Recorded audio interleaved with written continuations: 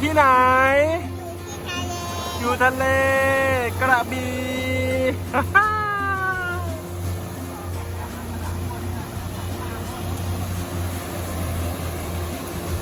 ออเดิร์ฟออเดิร์ฟ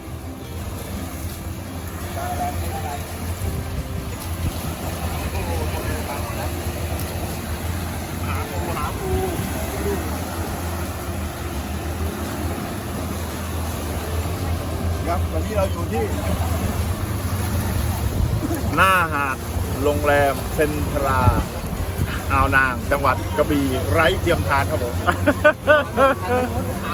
นะ เดินทางนู้นครับ เดี๋ยวไหนครับทางไหนดูโห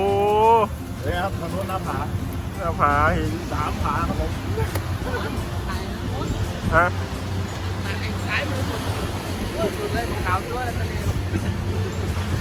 ยิ้มแดงบวขาวครับผม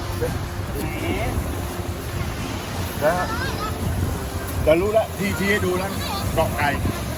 เกาะไก่ไอ้ที่เหยียดลงมาหน่อย เออ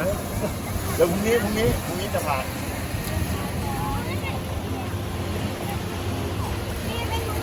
ดูครับนี่ครับ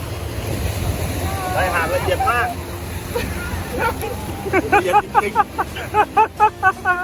เอาสัมภาษณ์พูดถึงหน่อย อะไรคะเป็นหูเก่งเหรอ ตามมาค่ะ ตามมาตามรอได้แค่มาตำรวจเอาพี่บอลนั้นมาด้วยตามมา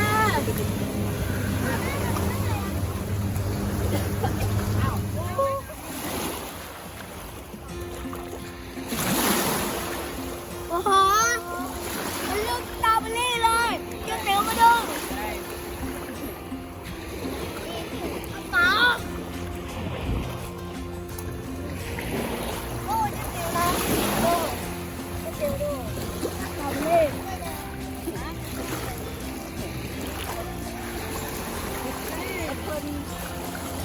สตรอเบอรี่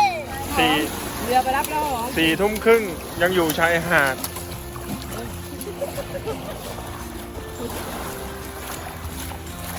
นี่4 ทุ่มครึ่ง มาเล่นน้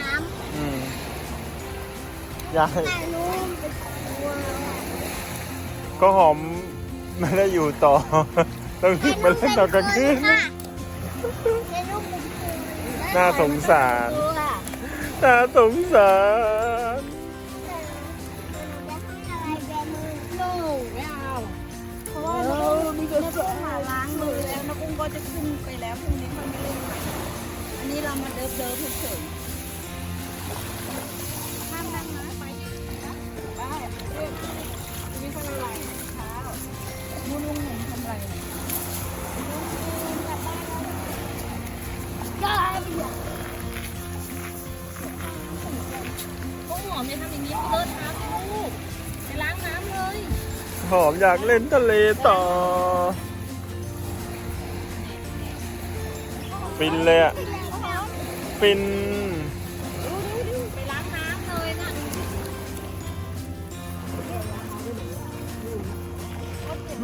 ทางนู้นลุงหนุ่มไปทำอะไรตรงนู้น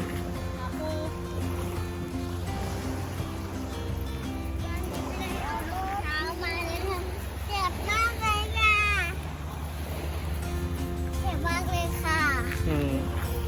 ค่อยๆเดินสิลูก แย่เลยค่ะ